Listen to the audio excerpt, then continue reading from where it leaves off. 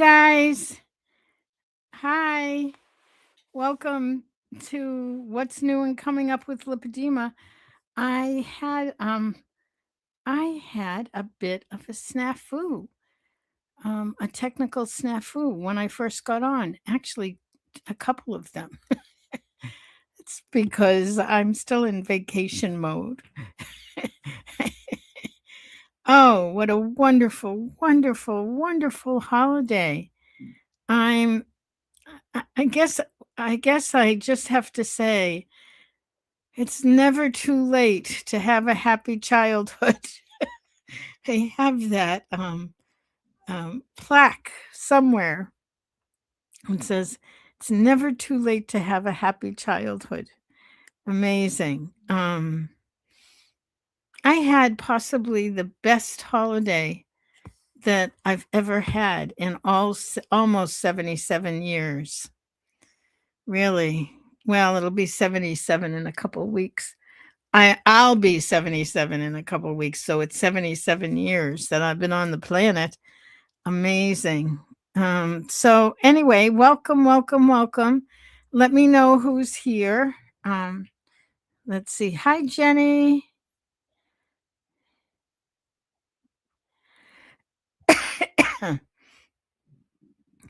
I'm getting so attached to my Christmas tree. And like I said, I'm still on vacation mode. What a wonderful, wonderful holiday. Um, and you might want to know, or you might ask what made it so wonderful. It was as if someone was reading my mind, and I got all the things that I always wanted. And only it just didn't have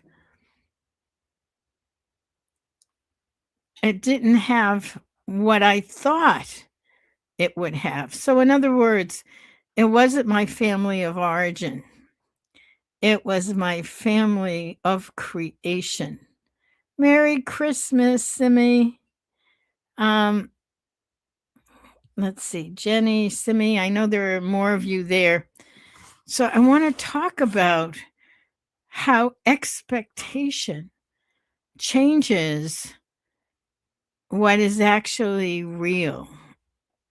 So before Christmas, we had a number of support groups for lipedema ladies, as always. And one of the themes was what I presented was the desire to have my Norman Rockwell holiday with everybody around the table and nobody's fighting.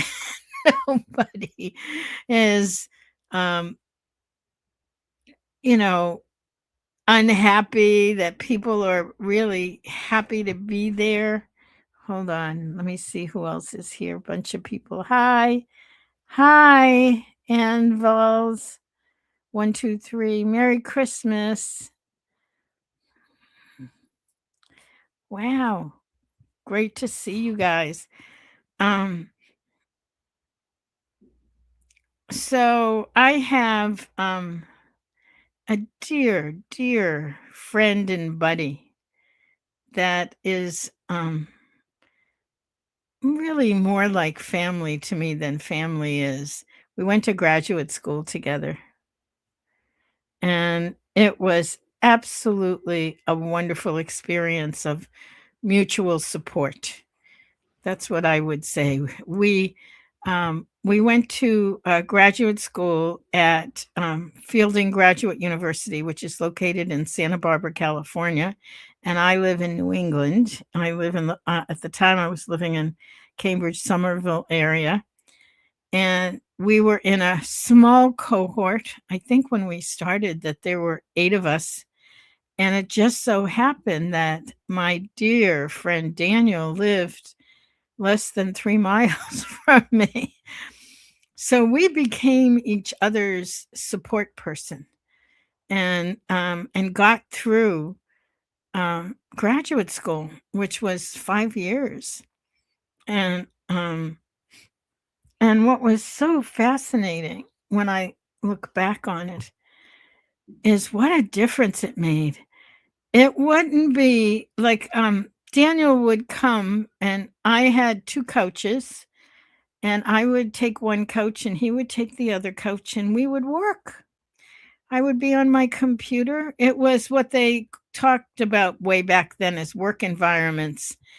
And he would be on the other, and I would be writing papers and doing research. And I wrote a dissertation. I did all of that. And Daniel did similarly. And we just would perk up every now and again, check in with the other, make sure they were okay. Or if either one of us needed help, the other one would be there. And it was a remarkable journey, one that I'm so pleased because it's really why I have PhD at the end of my name. It says Catherine Sayo, PhD, Dr. Sayo. Amazing, amazing, still to this day. And Daniel, God, he was so supportive, is what I can say. There was one time when I had something due.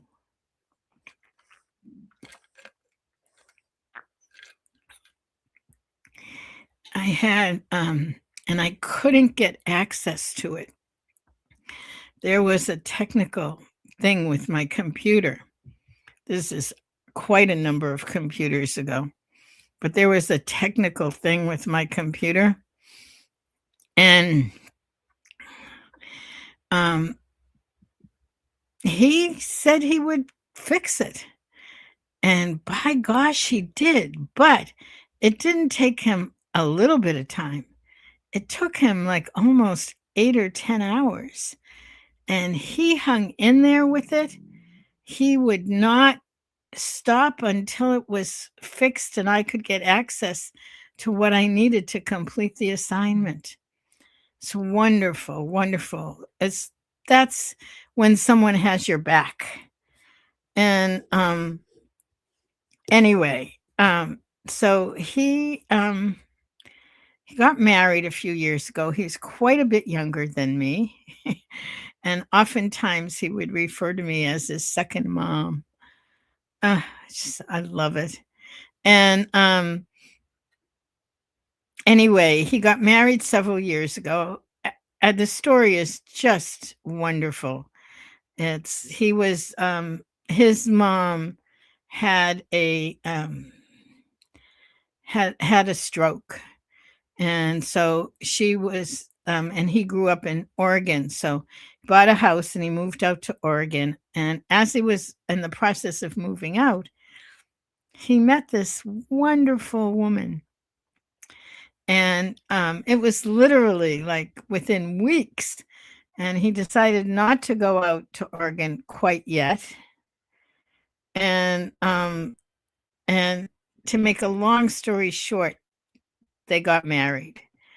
And they're perfect for each other. You know, there are times when you just go, yes, they are perfect for one another. And these two are that. And they asked me to officiate at their wedding. So I did. And it was just the most wonderful wedding. At the time, I was having some challenges, as I do now with my mobility. But I was out on the dance floor dancing. I mean, not until the wee hours of the morning, but just definitely enough to celebrate and be so excited. Anyway, I'm sharing some of these memories of what makes family family is really what it is. And so they invited me for Christmas last year. Her family lives very close to me in Providence, Rhode Island, and I'm in Mansfield, Massachusetts. It's very close to each other. About 30 minutes. Not even that, 25. Anyway, they invited me for Christmas last year. And I was sick last year. Last year was a rough year. I didn't hardly even want to lift my head up. I was that sick. But I went, and it was lovely. It was just lovely. They were wonderful to me. I knew her family. It was her family, her sister, and they had kids. Her brother-in-law is a sweetheart, and um, his sister was hosting. Anyway, this year, I had Christmas here with some of my adopted family and people close to me as well. And they invited me to join them for Christmas Eve. So I did. And it was my Norman Rockwell Christmas. It was perfect. They were so loving and kind to each other and to me. And it was, how much? There were, let me count around the table. 1, 2, 3, 4, 5, 6, 7. There were about 10 or 12 people. Oh my God. And I just felt it's possible. It's possible. It's truly possible. So then on Christmas Day, I have uh, I talk about them as my adopted family. I had as a professor, which I was for many, many years, I've had students that have that have stayed close, and many of them are all around the world. But there's one particular student who ended up becoming my intern at the college, and then I hired her, and she did social media work for us very early on in Lipedema Simplified. Hi, Anne Marie D'Angelo. Nice to see you. Um,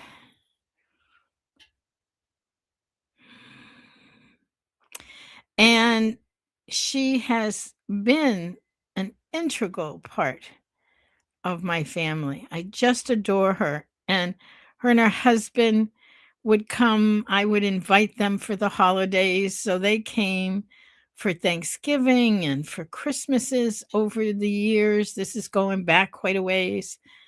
Well, they now have 2 kids. I'm godmom to their oldest, who is 6, about to be 7 in February, and the new one, who's about 14 months.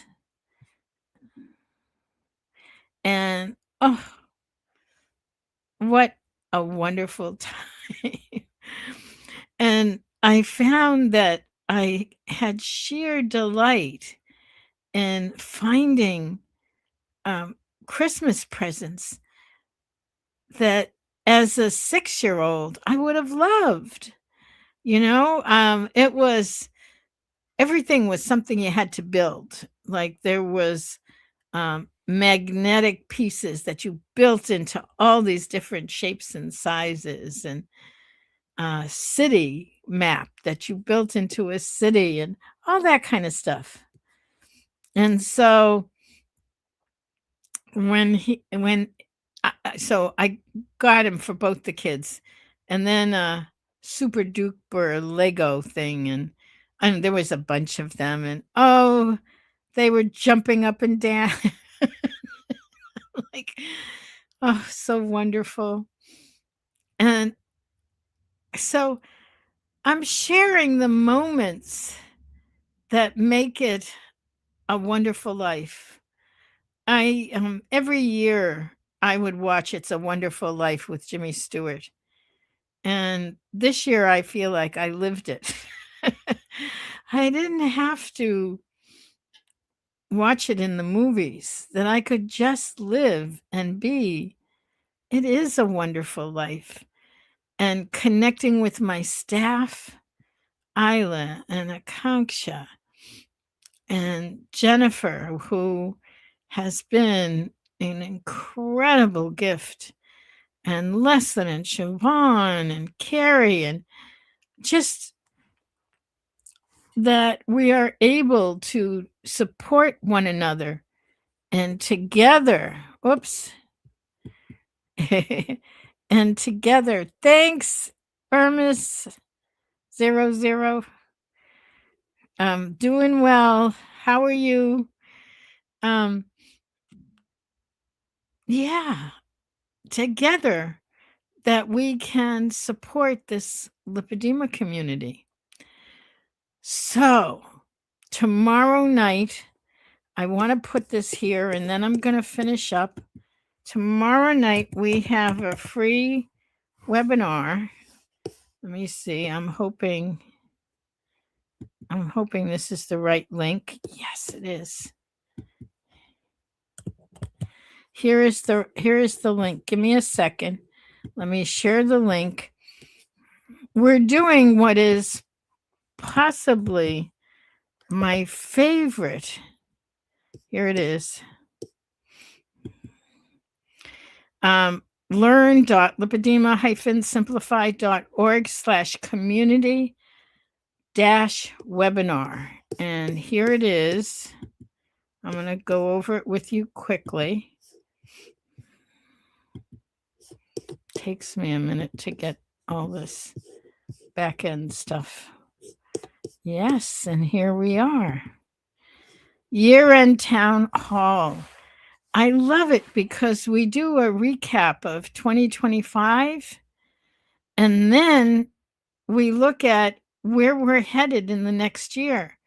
And when I think of that, we've built year after year after year, and how many exciting things happen. So that's tomorrow, Saturday at 6 p.m. Eastern Time. So come, reflect, celebrate, and step into the new year with us, with what we hope is renewed hope and direction. So simple, it's free. It's Leslyn and Siobhan and me. And the three of us will be here. And really, oh my God, 1 day and 1 hour. So come join us. And the link, yep, there's the link still. And it's in the chat. So come join us as we sort of review what we've done and where we're headed. So when I see you next week, it'll be the new year. So whatever has been your highlights for the past year, hold them dear, hold them precious. And whatever's been your lowlights, we can bring them to the surface and have it become even better for 2026. 2025 was a rough year. So hopefully 2026 will be much, much better for all of us. So on that note,